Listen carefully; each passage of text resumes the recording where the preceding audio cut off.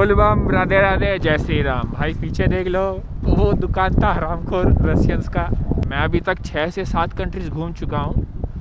उसमें मैं आपको बता के रखता हूँ, मैं आने से पहले अच्छा खासा रिसर्च कर लेता हूँ कि मेरे को एम्बेरसमेंट ना हो।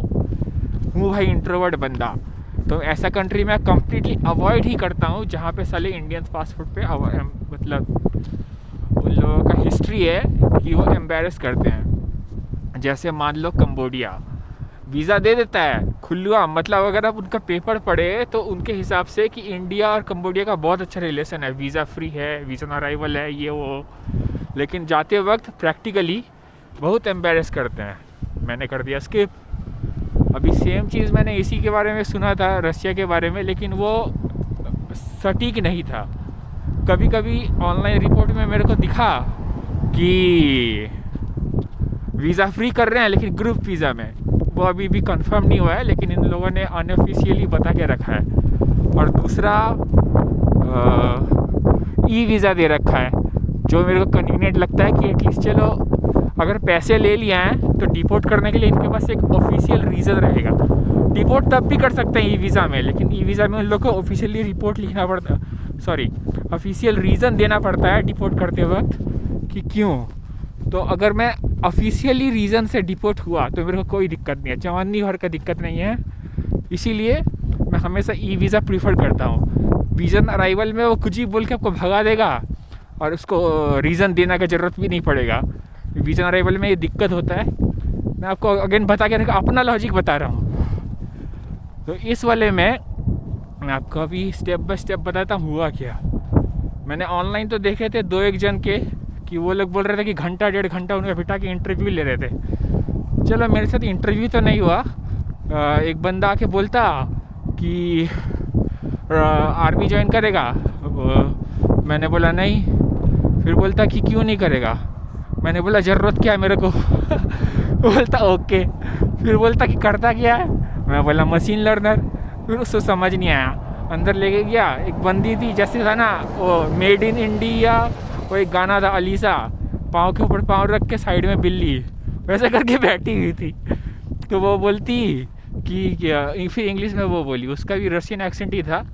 फिर मैंने जब उसको दोबारा 3-4 बार बोला नहीं। फिर मैंने लिख के बताया, बोली ओह।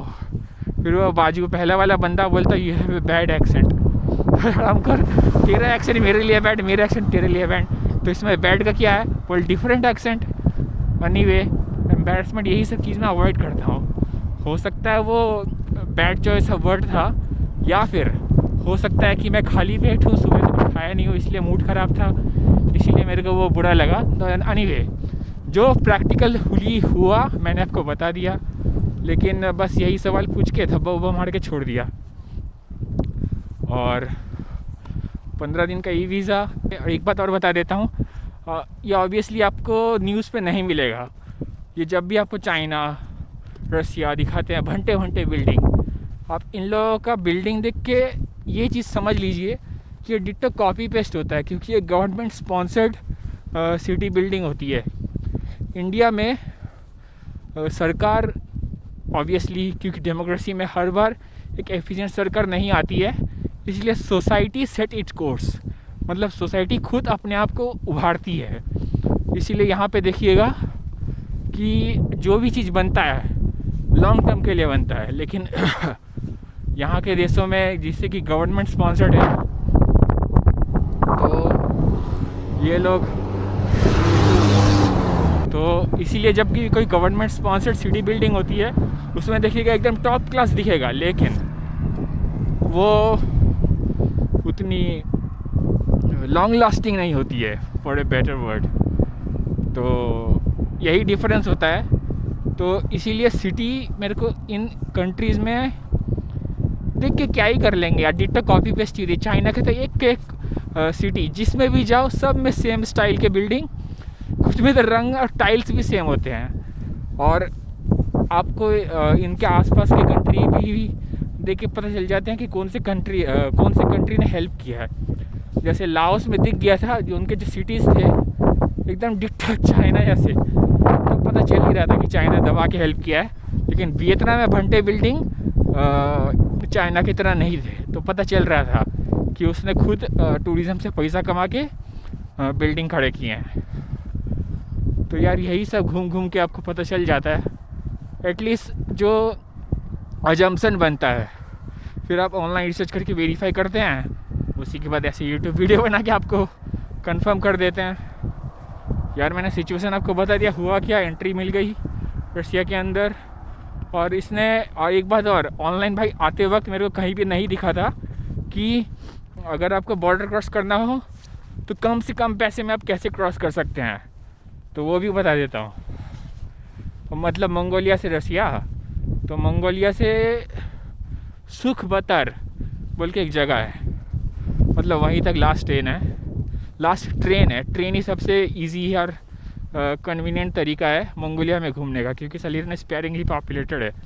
मतलब समझ लो 200-300 फैमिली एक कोने में, उसके बाद 2-3 हज़ार किलोमीटर के बाद फिर से दो फैमिली। और कंट्री भाई इंडिया जैसा ही है, इंडिया जैसे ही बड़ा है, कहने का मतलब, जैसा बोलना गलत होगा, इंडिया जैसा बड़ा साइज़ है लेकिन इतना कम पॉपुलेशन। यूपी का साइज़, सिर्फ यूपी स्टेट का पॉपुलेशन इन लोगों के टोटल कंट्री के पॉपुलेशन से ज़्यादा होगा। तो ये हो गया। और हाँ, जब पहुँचेंगे कैसे, उलान बतर तो सभी कोई जाएंगे ही जाएंगे, एक ही सिटी है जो डेवलप्ड है मंगोलिया में। वहाँ से सुखबतर से, और मेरे को तो मेरे कोच की आंटी ने हेल्प किया। वहाँ पे एक अंकल आंटी मिल गए थे, वो भागते हुए जाके टैक्सी बस को अलग अलग अप्रोच कर रही थी। अप्रोच करके पूछने के बाद मेरे को बताया कि 20,000 मांग रहा है। 20,000 कितने होते, 450 रुपये। वो टैक्सी था, तो ऑब्वियसली बस उससे भी सस्ते होंगे। तो मेरे को तो लग रहा था कि वो सिर्फ मेरे को मंगोलिया के उस पार वाले सिटी पे छोड़ देगा, लेकिन उसने पूरा बॉर्डर क्रॉस करा कि इस पार छोड़ दिया। दिक्कत नहीं है आप अगर बढ़ के एक्स्ट्रा हेल्प करोगे तो क्यों नहीं। लेकिन भाई पैसे, क्योंकि मैंने टैक्सी लिया था, पता चल ही गया था, और मेरे पास थे भी। मैं 30,000 लेके रखा था, फिजिकल करेंसी बचा के रखा था कि लास्ट स्टॉप का कुछ ऑनलाइन नहीं मिल रहा है तो कुछ फिजिकल करेंसी रखना अच्छा है, जो नॉर्मली मैं नहीं रखता हूँ एग्ज़िट करते वक्त। मैं लास्ट टाइम के हर बार मैं 1-2 रुपये का इक्विवेलेंट वहाँ के लोकल करेंसी अपने पास एज ए मेमेंटो रख देता हूँ। लाओस में मेरे पास 1000 थे जो 2 रुपये होते हैं। एनीवे, तो ये क्योंकि ये सब अवॉइड करना ही बेहतर है। मैं अवॉइड करता हूँ, आप नहीं भी कर सकते हैं। मैं अवॉइड इसलिए करता हूँ क्योंकि अगर मैंने अपने पास पैसे रखा तो इन लोगों को कारण मिल जाएगा मेरे से पैसे भसकाने का, जो मैं एक चमन्नी भर नहीं दूंगा। मैं अपने देश में कभी किसी को घूस नहीं दिया, बाहर देश में आके काहे सपोर्ट करूँ। मैं डिपोर्ट होने के लिए तैयार हूँ, मतलब प्लान बी हमेशा रखता हूँ कि अगर इन्होंने नहीं किया तो भाई डिपोर्ट करने का खर्चा तो दे रहा, तो डिपोर्ट कर। क्योंकि अगर इसने मेरे को डिपोर्ट किया तो जो बैग वाली कंट्री है उसे लेना पड़ेगा, और उसने लिया तो उसको भी अपने खर्चे पे मुझे अपनी इंडिया कंट्री में डिपोर्ट करना पड़ेगा। क्योंकि अगर एक बार उसने एग्जिट दे दिया और अगर उस कंट्री का वीज़ा अराइवल मेरा नहीं हुआ इंडियन पासपोर्ट पे, तो वो मजबूरन मुझे डिपोर्ट करेगा अपने खर्चे पे। तो ये सब आप जान के रखिए। कंट्री भी अवॉइड करती है, डिपोर्ट करने से सिर्फ आपका दिक्कत नहीं होता है, उस कंट्री के जेब से भी पैसा जाता है। अगेन जानकारी हेतु आपको बता के रखा, आप कैसे इंफॉर्मेशन का यूज़ करें आपके ऊपर है। यार पैक तो पूरे हो रखे हैं, फ़िलहाल यहाँ से आगे जाने का कोई प्लान नहीं है। हरामखोर ने बीच बजरिया उतार दिया। यहाँ पे आप चलो क्या ही कर सकते हैं, लिफ्ट ही लेंगे। लिफ्ट लेके नियरेस्ट टाउन उलान जाएंगे। उलान से सिम लेने के बाद डिजिटल इंडिपेंडेंस वही करते हैं यार।